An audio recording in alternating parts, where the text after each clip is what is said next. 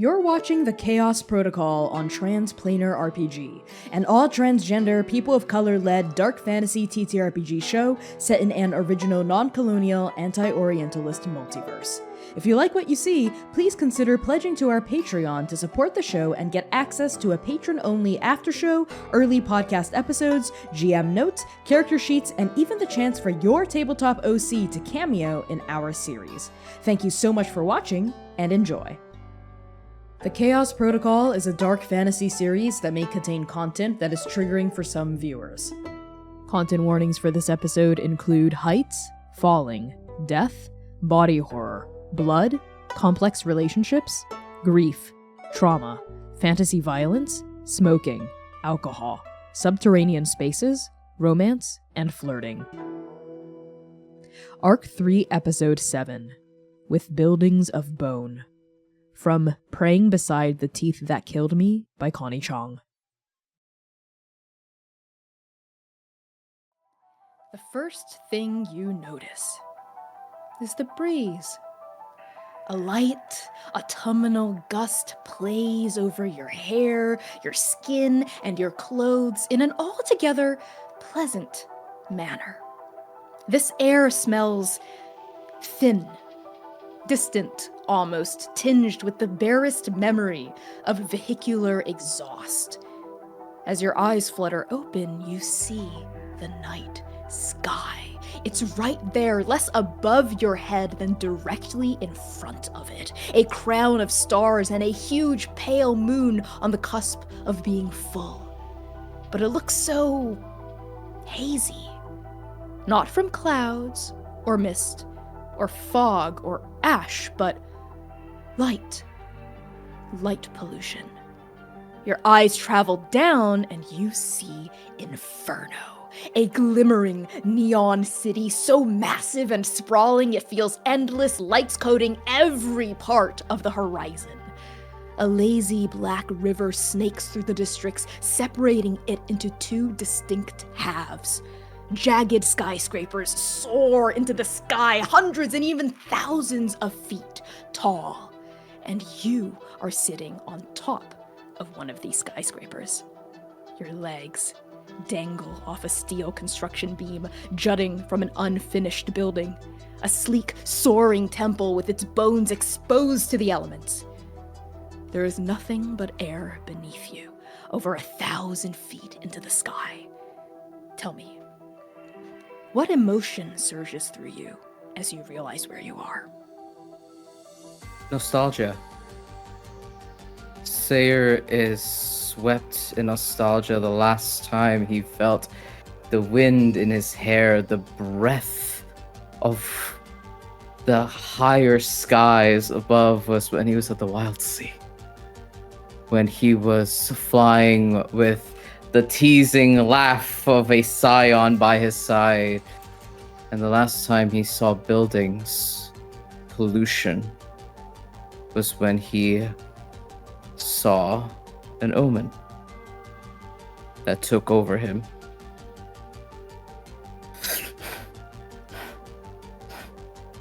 And he scuttles back for a moment, reeling from that memory almost, and falls on his butt for a moment onto the construction beam.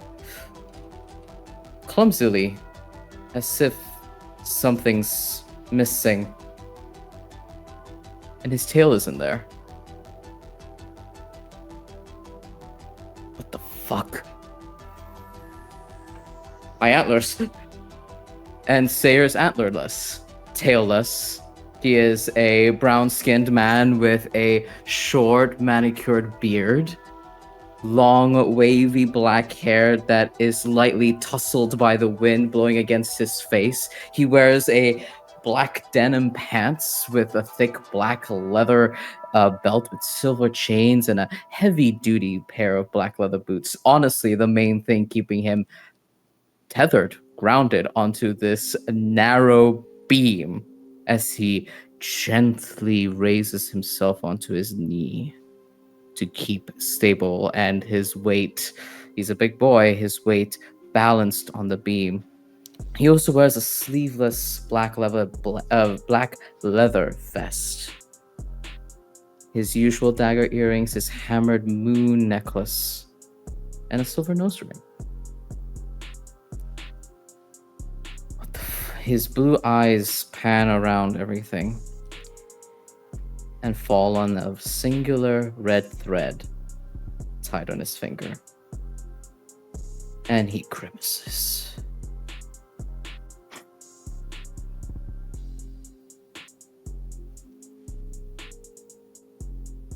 Nova? Nova? Where's Nova? Your voice rings out across the air, and a gust snatches the words right out of your mouth. They disappear into the wind. Up here, over 1,000 feet into the sky, you see yourself. You see the entire city of Inferno in sprawling decadence, neon and bright underneath you, and you do not see a single glimpse of Nova. Xainan! Lumièra! No. Your voice, usually so powerful and deep and commanding, feels so thin and small up here. It's just you and the sky and the moon and the stars and oh, hello! And whisking into existence next to your head is the Oracle. But there's something weird about the Oracle. Usually it is a iridescent, glowing sphere of many different colors and shifting hues, but now it's just a plain black sphere, roughly the size of a billiard ball, as though it could fit in your hand, though as it rotates, you see a triangular blue panel cut into the surface of the ball, and a blue D20 floating inside of it. And white letters on top of the face of the D20, currently spelling out, "Oh, hello!" Oracle? Well, good. I guess you're here. At least that's all right. Oracle. And Seir rattles through his mind. He is frazzled, panicked. Nova isn't here, doing God knows what, getting into God knows what trouble, and their protector is here. And as he tries to steady his breath, he hears the voice of a golden-eyed teacher in his mind. Panic only serves prey. Panic only serves prey. Oracle, I need you to execute the Seeker's Protocol. We will map down the locations of Agents Xainan and Lumièra. And from there, we will map our own location and begin to triangulate and hopefully send a message that they should stay put where they are. Shake me! What?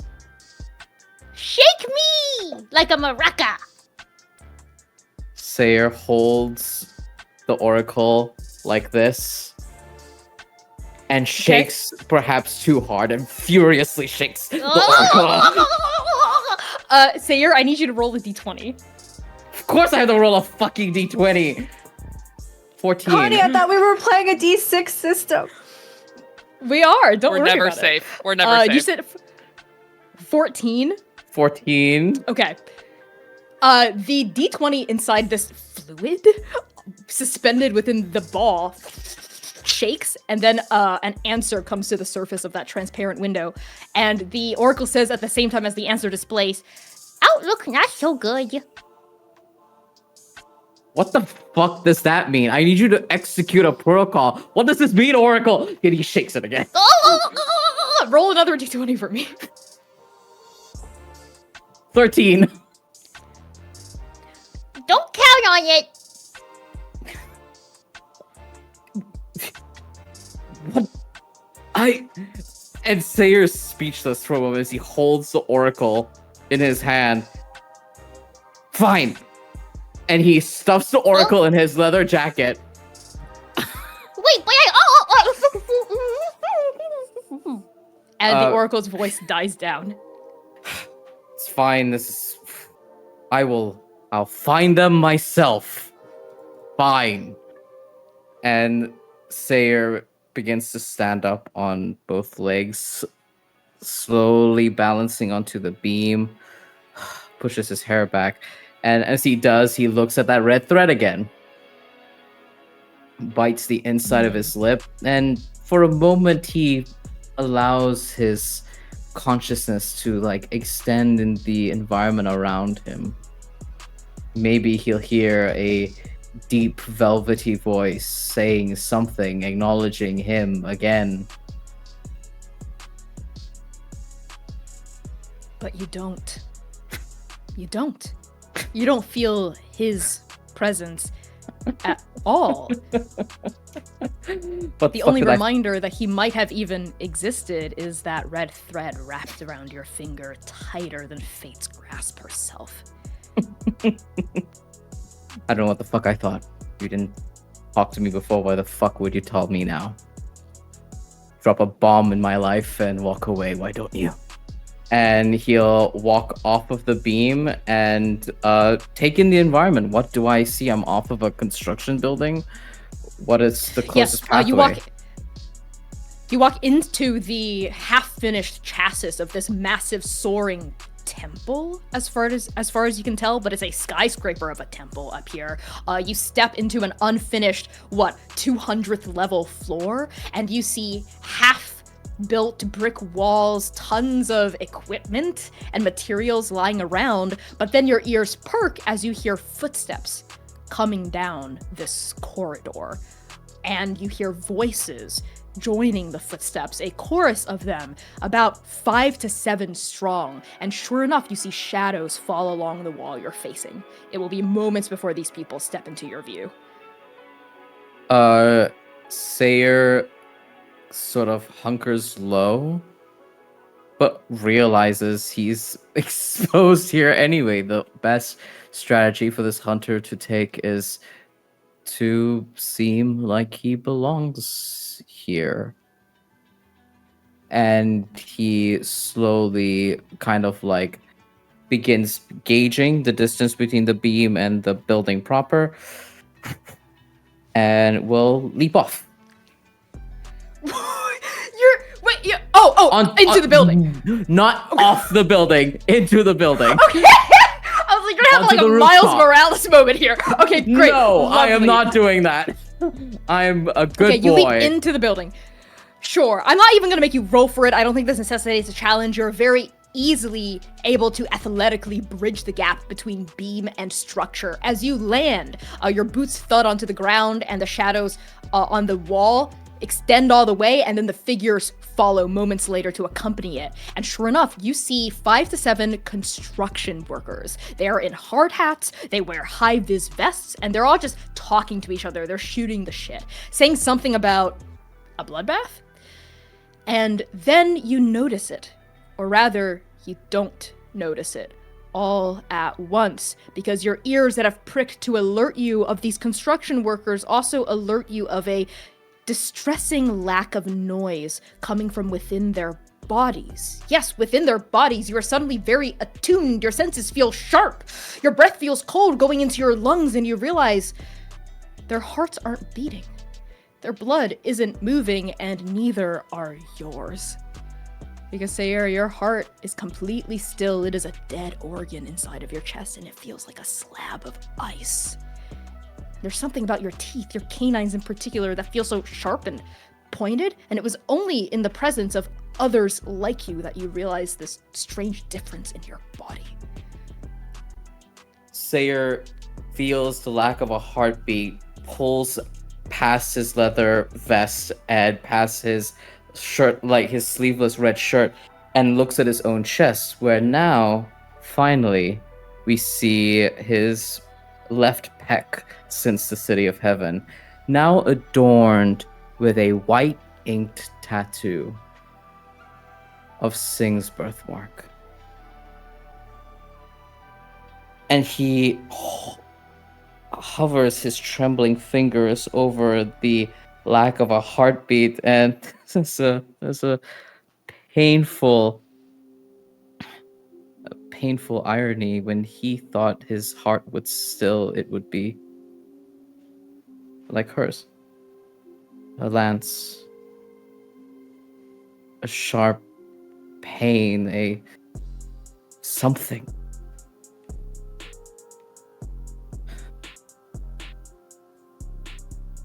And he sits there for a moment, feeling that melancholy before he's brought back to the presence of these construction workers.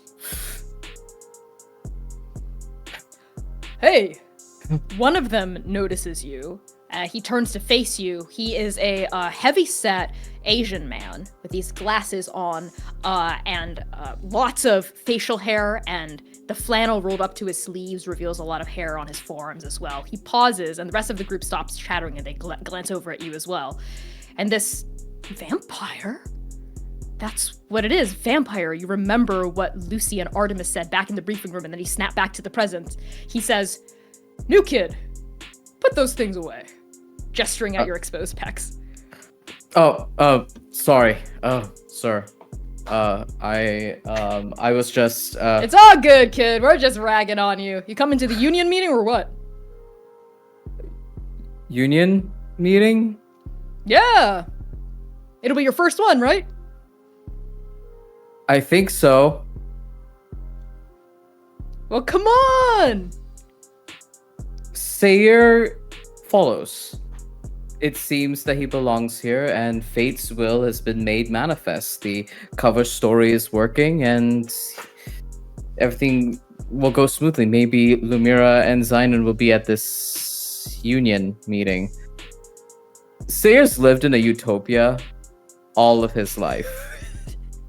He does not know what a union meeting is. What he does know is maybe. that maybe this meeting is for people to unite. Maybe it's some sort of marriage pact, or there was something about houses during the briefing. Maybe that's what this is. So he follows. Asks very little questions. Yeah. This jovial man seems to read your confusion as nervousness and claps you on the back and says, "It's okay, kid. And you don't have to talk during this union meeting. You can just kind of like listen to all of the four folk discuss our construction plans, catch up on updates and whatnot." And as you're folded into this group, they lead you essentially to a buck hoist attached to the outside of this construction site, which is basically a construction elevator. And as you step inside this buck hoist, and this man kind of punches a few buttons, the kind of outdoor, the door, like kind of like a garage door, slides down, and you start to go down the side of the building. You kind of feel like your heart kind of lurch into your stomach as there's like a disorienting sensation, and then the elevator starts traveling down. And as the rest of the vampires inside this buck hoist with you all start chattering to each other again, you start taking in their outfits in detail. And you notice that each of their hats is emblazoned with the same symbol, which is the outline of a bird in flight. Bird. And Seir notices that and keys in immediately. He shoves all confusion out the window and he focuses. Panic only serves prey, and the little hunter will begin his hunt as he eyes between all the members within his vicinity, clocking that perhaps the one that's spoken to him was the most senior of this group. Am I correct in assuming that? Would you like to, you'd have to roll for it to suss out the dynamics. Would you like to suss out the social dynamics here, or what that bird symbol might represent, or both? Both. Okay, what action are you using? I would like to, let me get my character sheet up, maybe. I would like to, this would be a survey, wouldn't it? Yeah, I don't think I can make the case. It would. Yeah, I can't make the case for hunt here. How many pips? I don't think you can. 1 pip in survey. So, Seir, here's something else fun I'm gonna hit you with. As you descend in this elevator and take in your surroundings, kind of like take a beat here to assess the situation, you hear a grumble, a sparkle, a sensation somewhere underneath your sternum that feels both familiar and unfamiliar at the same time. It is a spark of hunger No, not quite. It is a spark of thirst. And your teeth suddenly feel very prominent inside your mouth, and your mouth feels very dry, and you feel a little listless, because I'm going to start you in Inferno with 3 thirst marked, just like everyone else. This means you are hungry, Seir, and when you are hungry, you automatically take 1d out of any action roll. So technically, you'd be rolling with 0 dice in the pool. Now, you have several options if you'd like to add more dice. Would you like to push yourself or accept a twist of fate from me? I'll You also don't have to. I'll accept a twist of fate from you, Connie. Okay. Lovely. So that's 1d6. Roll it. We're looking for a 6.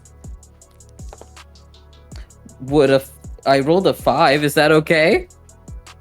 That is a partial success. So that means you do it at cost, complication, or consequence. I'm going to make the cost particularly twisty because you've given me that twist of fate to work with. So here's what I'll give you. This group of construction workers seems to be a tight-knit friend group, in addition to being co-workers. And the man that had welcomed you into the fold is less like a leader and more like the heart of the crew. There's a moment where he kind of laughs in a jovial manner, and you hear Sing's laugh kind of overlaid over his, as his friends all kind of like clap him on the back at a really well-timed joke. And then someone else cuts in to kind of like one-up the joke, and everyone else laughs as well. Everything here feels really horizontal. There's no clear leader here. Everyone's pitching into the social situation and seems to have their own role and is satisfied with their own role in the group. As for the bird sigil, you squint a little closer and you realize the bird isn't just in flight. There's something in its beak as well. A stick or a piece of wood or something. This bird is in the midst of building something, maybe a nest or something like that. But given your mixed success, you can't tell the exact species of bird based on the fact that it's just a silhouette and just a logo. I will give you the twist A bird later. and is a lead. Yeah, a bird's a bird, exactly. The twist will come later. Yeah, You'll see. okay, I hate that. All right. All right. There is a as the buck hoist shudders to a stop, and the door with a metallic corrugated screech comes back up, and the vampires all step out, as do you. And Seir, you step onto the unfinished ground floor of this skyscraper. You see hard concrete floors littered with piles of raw materials. You see scattered tools. You see bright blue tarps spackled with dust. And you also see a table laden with plastic cups and multiple water coolers with dispenser taps. And here's where the twist is gonna come in. That spark underneath your sternum suddenly flares, as do your nostrils, as you smell what's inside those water coolers. It is blood. You know this. The mortal part of your brain knows this. The analytical, intelligent, cunning part of your brain that is powered by guile knows it is blood. The lizard part of your brain, the animal part of your brain, the deer with teeth that want to rend and eat and swallow, that part knows that it is sustenance. It is honey. It is ambrosia. So I need you to do something foolish right now as you see those coolers filled with blood. I think Seir forgets social interactions and like blending in and marches towards the table as if he could have it. I think that's what he does. And he'll attempt to maybe pour himself a drink. Because it's in a water cooler, right? Do you so I can grab a like cup? Yeah. Oh yeah, it's like it's a water cooler with a tap, so you can kind of press the tap and water, like fluid will come out from the bottom. Yeah, he takes a little paper. Maybe it's not a paper cup if it's blood. Whatever vessel. And plastic cups. Yeah, clear plastic cups. Yeah. Okay, you take one up and you see your own reflection, or rather, you see where you would have seen your own reflection on the surface of that plastic cup, but all you see is the kind of like bright white light running in strips along the ceiling. You don't see your face. And you're not even sure if your finger casts a shadow against the cup, but that doesn't matter. What matters is your thirst. And you go and fill the cup, and you hear a trickling sound as crimson liquid pours out and you fill all the way to the top. It is this viscous blood, this deep crimson color. It looks as fresh as cranberry juice, but it smells so much more bitter, so much more iron-like. You want to drink it. It's calling to you. I will attempt to, because as far as Seir is concerned, he's driven by this hunger, a little bit of lack of awareness of his surroundings, and this seems to be for everyone. Why wouldn't he take a sip? Okay, absolutely. How do you drink? Do you like cautiously take a sip at first to test it? Yeah. Okay. You take a small sip at first to test it, and as soon as the blood hits your tongue, your body has a physical reaction beyond what your mind can control or discipline at this juncture. Your pupils blow wide. The hair on the backs of your arms suddenly stand at stark attention. Everything feels suddenly really, really bright and really, really loud. And like your tongue is darting out of your mouth for more and more and more. Do you allow the blood to gurgle down your throat? Mm-hmm.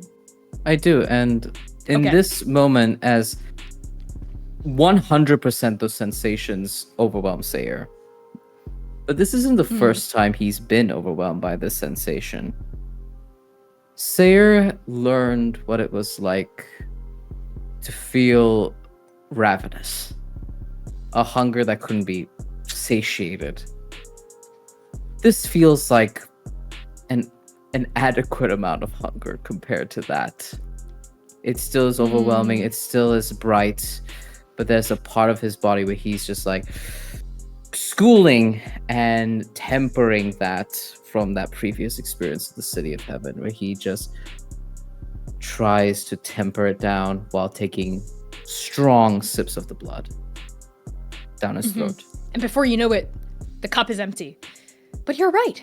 You've felt hunger before, preternatural hunger, even supernatural, uncontrollable hunger before in the City of Heaven. This little amount of hunger, this little amount of thirst, yes, it does peck at you, but it's nothing you haven't been through before and worse.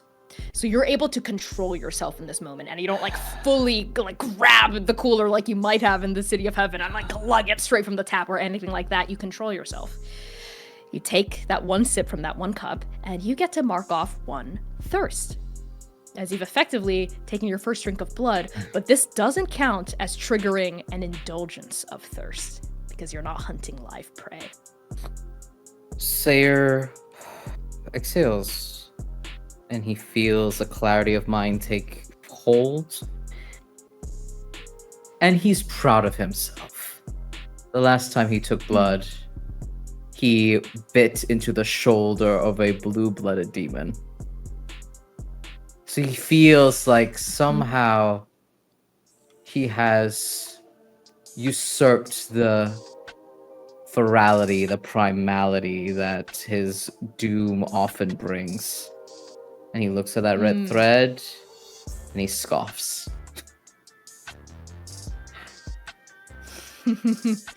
As you messily wipe the bottom lip of your mouth, here's the twist. Because the twist wasn't the hunger, Seir.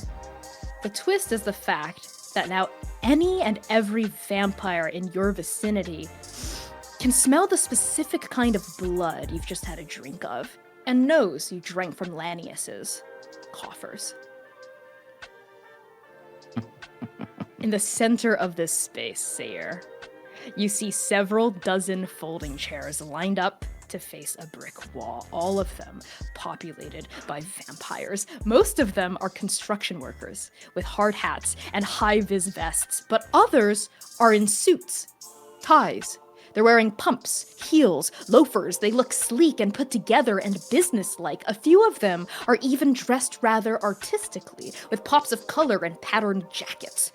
Everywhere you look, you see references to that same bird from earlier. That logo is stenciled onto hard hats, it is woven into ties, it is stickered onto the backs of laptops currently being produced from computer bags and placed atop crossed legs.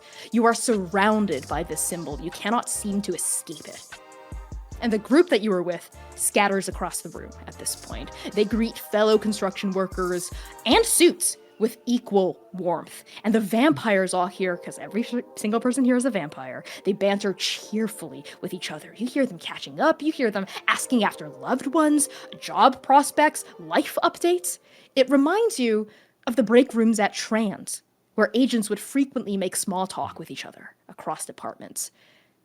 Where, amongst these bird-blazoned vampires, do you take your place? Do you stay by this water cooler, or do you sit at an empty chair? Like every single social event Seir has ever been in, he nurses an empty, bloodied plastic cup in his hand, looks around, realizes he knows no one, and I think he stands. Because if he needs to move, if this is a dangerous position, then at least he's on his feet. And if he has to have another interaction like he did with Amaru Hendrix in this setting, he might spontaneously combust. Okay. You stand by the back, you awkwardly nurse this empty cup, and you wait for something to happen. In the meantime, you take in this room, the bird logo, the vampires, the suits, the construction workers, the weirdly artistic-looking people, and then someone rounds the corner and stands in front of the gathered vampires. Another construction worker. But not just any construction worker. A tall, muscular Chinese woman in her 40s with dark brown skin and piercing crimson eyes. Those eyes, they remind you of Igni's eyes for a second, and then you snap back into the present. As this woman shrugs off her reflective vest, you see sturdy arms and a plain cloth shirt streaked with dust and grease. And the chatter dies down instantly. All eyes snap to the front and fix on her. Now, who are you? Laptop lids open, fingers hover over dirt-smudged notebooks. The woman takes off her hard hat, and you see black hair streaked with gray, schooled into a pragmatic ponytail. The light lines around her eyes only make her gaze even more intense than it already is. And when the last lingering word dies down, the woman raises her chin and addresses the crowd. It's good to see House Lanius so hale and together. It's been some time since we've gathered like this. I know things have been challenging, especially as of late, and we will discuss our concerns tonight. But, and I need you all to pay very close attention, I will not suffer bullshit. Do I make myself clear? And the entire room responds with a resounding, "Yes, ma'am!" Good. Now, and this woman consults a clipboard. Our agenda for tonight concerns the matter of Ren Shimizu, construction reports, payroll adjustments, new contracts, and finally an update on House Thakrar. Let's begin with the girl. And she puts down the clipboard. As we all know, 13 nights ago, Ren Shimizu encountered an untimely second death. This is a tragedy, of course, but more than that, it is an inconvenience to our plans. Our informant is gone, and with her, our insights into House Thakrar's movements. Speaking of the spiders, House Thakrar claims Ren's demise was an accident, some after-hours mishap in the bowels of the ICMA. Obviously, this is bullshit. The working theory is that Rhododendron, or Willow, discovered Ren's true allegiances and took care of them. It's most likely the work of the heir apparent. It's a little too sloppy for Will. Unfortunately, sloppy work or no, there is no evidence of foul play. Tivash confirmed as much after the funeral. Now, we all know that procedure demands undeniable proof of Crimson Edict violations.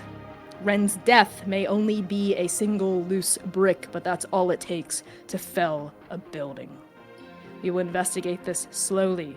We will investigate this carefully. We will investigate this thoroughly. No doubt Thakrar is scrubbing the crime scene as we speak, but we will find something. The Shrikes always do. Affirmative murmurs ripple through the congregated vampires. This woman, their leader, clears her throat. And then she eyes the next section on her clipboard. Now, moving on to construction reports. If all the site soups could... And that's when a voice, shaky and pissed as all hell, rings through the building. That's it! And folding out of the shadows, invisible until the moment they moved, is another vampire. Their shoulders are trembling, their dull green eyes filled with endless tears. Razor burn is red and raw against their shaved scalp under a frazzled beanie, and unlike the other vampires here, the other Shrikes, this one wears a leather jacket, dark wash jeans, combat boots. A few construction workers stand aggressively, but their leader raises a hand. She addresses this newcomer, who approaches with heavy, intense footfalls. Jamie, we weren't expecting you. You promised retribution, Aditi! The woman, Aditi, pins crimson eyes on Jamie. You will have your revenge, Jamie. We all will. Don't pretend like you actually gave a shit about Ren. Z was useful to you. That's all. She was never truly a part of House Lanius. Z took on so much risk, so much potential fucking shame for you, Aditi, for your house, and for what? To die scared? And alone with none of Z wanted to have done? Ren understood the risks when Z agreed to spy on their house for us, Jamie. Had this tragedy not come to pass, the Shrikes would have kept our word. We would have given her her rightful place in the tapestry as an artist, the place that Thakrar always dangled over her head, but never intended on relinquishing. Isn't that what you did? Do not accuse me of lying. And Aditi steps forward, and the temperature in the room plummets. Jamie holds their ground, but they are literally shaking in their boots now. House Lanius keeps its word. We always have. We always will. Perhaps your proximity to Thakrar has confused your sense of right and wrong, but do not make that Lanius's problem.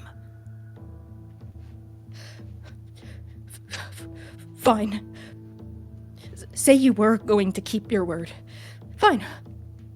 I'll believe that. But the way things played out? Ren is dead, and the spiders are still walking around like they own Inferno. Even now, they're pushing their nose into mortal business, Aditi. Wolf business. You know what the streets are saying. We have to be careful. Fuck being careful! Ren is dead! An accusation of this scale cannot go unsupported. The tapestry demands proof. You have to think logically. You're not going after them right now, are you? Evidence will be found in due time, Jamie. You have my word. Don't do anything foolish.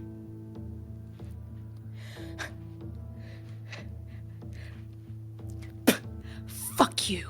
If you're such a coward, then I'll do it my... Aditi backhands Jamie. The younger vampire staggers backward, blinking, stunned. The silence in this room is palpable. Control yourself or get out of my sight, Jamie. Because the next time you disrespect me in front of my house, you will join Ren in her grave. Jamie swallows tears. Tears of pain, tears of humiliation, tears of hatred, tears of rage, and they go. And with that, Aditi exhales deeply and turns back to her house. My apologies, House Lanius, that you had to witness such an ugly display from your leader. But the Shrikes have earned our place in the tapestry, and I will suffer no contempt in our home. Now, construction reports. Seir, you do not know where Strike Team Nova is, but you've just witnessed the start or end of something. Something to do with House Lanius, and something to do with House Thakrar. How are you taking this in, and what emotion drives you to act? As the unfolding of information regarding House Lanius as the Shrike manifested before him, Seir thought to himself, of course, trust in her will. Where of all places has she placed me but amidst the Shrikes themselves? Where I can gain the information we need as Nova. And then Jamie comes in. And this conversation unfolds, and there's one thing, and only one thing, that pings in Seir's mind. A threat. Threatening Thakrar is threatening Nova. And Nova is out there without him. And he watches as Jamie endures a terrible embarrassment. Honestly foolish that they would challenge someone like Aditi. Seir's been here all but 2-3 minutes and knew better than to speak up at this meeting in the presence of Aditi. If someone like that made that choice here, they're about to make another foolish one. And Seir looks towards the retreating back of Jamie and instinctually can feel it. That is someone with nothing to lose. And they're about to threaten the most important people in his life. It's time to finish a threat before it can start. And what emotion drives him? Purpose. Fatalistic purpose.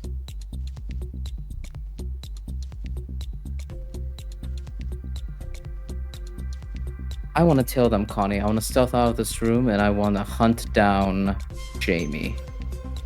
Okay, sounds like you're hunting to me. All right. And I have... double checking my own thing. I have 2 pips in hunt, and I also have the gift of the moon. I'm athletic and ferocious with a sense of smell so strong I can tell what someone had for breakfast a week ago. This gives me a +1 to hunt or skirmish. So I have 3 dice. That's excellent, because as vampires, each of you have a special dark gift as well to empower your undead abilities. And because you took the edge off, you're at 2 thirst, which means you are well fed. So I'm not going to cut any dice from your pool. How many dice do we have to start? 3.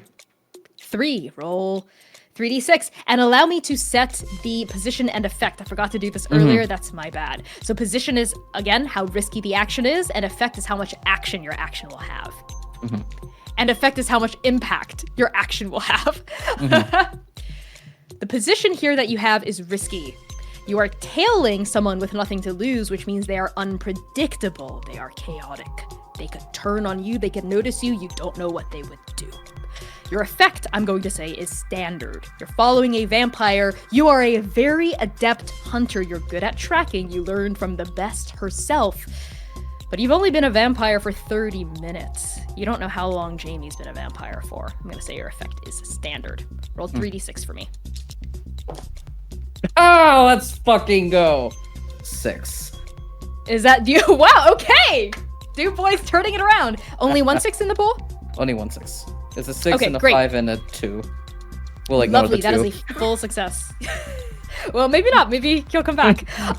So a full success is exactly what it sounds like. Things go well. You do exactly what you set out to do. Seir, what does it look like as you track Jamie? Are you trying to stay in the shadows, or do you want them to know they're being followed? I don't want them to know they're being followed. Okay. Seir slips out of the room. He literally like places the plastic cup down, moves out of the room and follows Jamie, and he is using every post, every building, every alleyway, every shadow to hide himself in darkness, clothe himself in it as he hunts down Jamie, find out where this desperate person is going to go. I love that. Mhm. And as he hunts, he thinks of every lesson Artemis has ever taught him. Silence, patience. And there's a moment where he realizes something. He's been so thrown by Inferno. He looks for patience amongst his body. He doesn't feel the weight of the blade. And then he looks at his bracelet. And on his leather cuff, there is a little hook in the shape of a crescent blade. Patience, patience. And he continues the hunt. Love that. Seir, you become one with the night. Where there is shadow, there is you. Where there is darkness, you lurk. You slink out of the construction site, and you follow Jamie into the winding streets of Inferno. You're not sure what this city would look like under the bright light of day, but you find it difficult to believe it could be even more alive than it is now. These streets are filled with people, with activity, with hustling and bustling, neon signs flashing everywhere, people scooting along on mopeds, bikes, buses guttering down paths, stoplights flashing green and red and yellow, green and red and yellow, and everywhere you smell the smells of the city exhaust, burning rubber, smoke, and blood. So much blood burbling in the necks of mortals, humming in the hearts of mortals, flowing through the veins of mortals everywhere. It is very, very good that you are well fed right now, Seir, else your hunger, your thirst might distract you. Because as you enter into these pedestrian crowded walkways of Inferno, these winding alleyways, these side streets and huge mega boulevards, you don't pick up on very many other vampires at all, if any, on your way through the crowd. Maybe a few strange dead spots, cold spots, places where a heart should beat but doesn't. But Inferno is overwhelmingly populated by alive mortals. It's just Jamie, that ice that you're tracking through the darkness, and they weave like a shark through the shallows. As you follow, because you got a full success, Jamie doesn't notice you at all. But you notice Jamie. Every part of their body is shaking with rage, shaking with grief that's been sharpened to the point of a stake. And in fact, you notice it too. They keep kind of patting at their vest as they're checking that something were there. And because you got a 6, I'll give it to you. As they wait at a crosswalk, you see them glance nervously down at the flap of their jacket, and you see a flash of a wooden stake, several actually, stitched into the inside of their vest. And then they close it, pat it again, like the concealed weapon that it is, and then the walk sign comes on, and they cross the street as you follow. I cannot describe the emotion that flashes in Seir's eyes. He wasn't there when Xainan got his head caved in by the Hammer of Creation. But every night, every training session, he imagines what that sound is. That crack. He remembers the sound of that crack when Yinghe was slammed against the tree, when Lumièra tumbled off of a roof onto tiled ground. And seeing that stake ignites something in him. He says, and he kind of swallows that growl deep into his chest, and he keeps marching. He will stop Jamie. There will not be an assassination tonight. Not on his watch. Seir, it's like you're in a glass house where no sound comes in and no sound comes out. And your eyes are forward and you can't turn your head, but there is something pounding on the wall of that house, just out of your line of sight. You see it flashing on your periphery, though your head can't move. This pounding and pounding and pounding soundlessly, flashing like a shadow in the night. Doom. Doom. Doom. You can't feel it, can't hear it, but you know it's there. Is this what Lumièra feels like? Unable to use her time magic? You don't know. It's not painful, but it's sure as hell not pleasurable either. You follow Jamie through the dense, winding streets of Inferno until the roads broaden into boulevards and old trees start replacing grand concrete structures. The smell of gasoline and burning rubber gives way to earth, freshly tilled and misted with fall rain. Finally, Jamie's destination pulls into view. The entrance to a catacomb, carved from mossy stone and creaking wood, built into the base of a hill next to a cemetery. The moon above both of your heads is almost full. It is pale, and it shines down dully through thin layers of clouds. You see partygoers standing by the entrance to this catacomb. They are smoking cigarettes, they are shooting the breeze. You see vampires and mortals alike draped in leather, silk, chains, collars. Their faces are painted and their bodies hum with decadent perfumes and colognes. But Jamie ignores all of this, all of them. With their head lowered and their hood up, they stalk down the ramp leading into the catacombs and vanish into the tunnels. Witnesses. So many witnesses. So many bodies. Fuck. And Seir fishes his hands into his pocket where the oracle is, pulls it out, and shakes it. Do you sense Nova now? And shakes it probably too hard. Roll me a d20. 4. Cannot predict now. What are you gonna do, Seir? End a thread before it starts. Well, I don't know if that's a good idea. It's a great idea. And Seir will try to create a bit more distance. Now with all these bodies, being too close is almost worse. And so he tries to create distance, but try and keep an eye on Jamie with all these party goers. And as he's taking in the party energy, something he's not necessarily attuned to most of the time, he thinks of her. And he wonders to himself what Sing would say being at a party like this, and he looks to his arm and imagines an arm looping into his, a laugh, a teasing. She would have loved it here.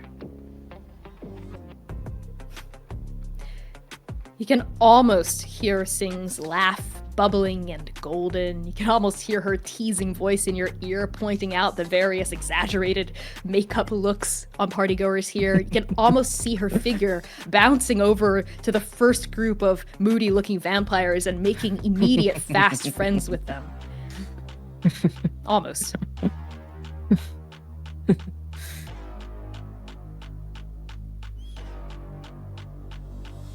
Nova.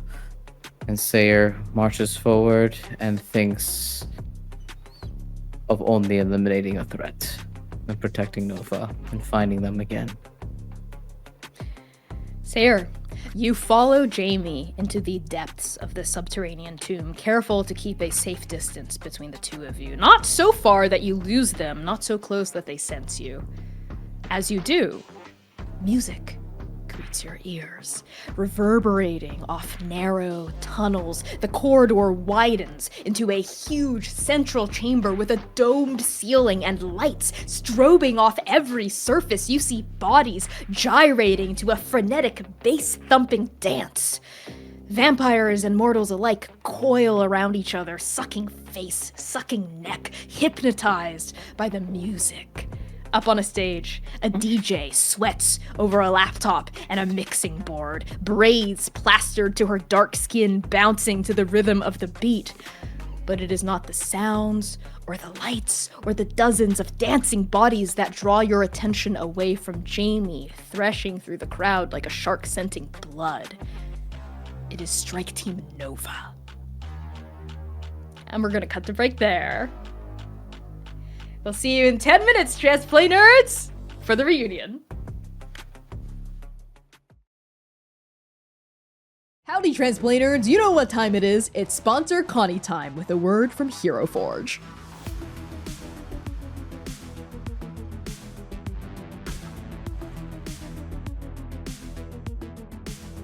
Hero Forge has officially leveled up with kit bashing. When you become a pro member, you can place up to 20 more items anywhere on one of your Blorbos with their own independent scaling, rotation, and movement. You can make your character look exactly as they should, even if the specific clothing or accessory option isn't available at the base level. You just have to get a little creative. And because I love you, Transplaners, here's a special sneak peek at a kit bashed version of Oblivion. Just look at those wings and that base. This would not be possible without the power of kit bashing. The combinations are literally endless, and you can print your kit bashed Blorbos as plastic minis, standees, digital STL files, or even Hero Forge's brand new color statuettes. Color statuettes are twice the size of a regular mini, and just look at this. I mean, look how massive this is, and especially in comparison to a regular mini, you can really get into all the nooks and crannies and details that wouldn't be as apparent on a regular sized mini. Just look at how Oblivion dwarfs Oka here. And also, if you're a GM, consider busting out one of these bad boys during a boss fight to really get your players shaking in their boots. Oblivion agrees. Unlock the true power of Hero Forge with a Hero Forge Pro subscription starting at $3.99 a month. Get in there and start creating at bit.ly/transforge. Now, let's get back to the show. Or more likely, just more of the waiting room. Trust in her will.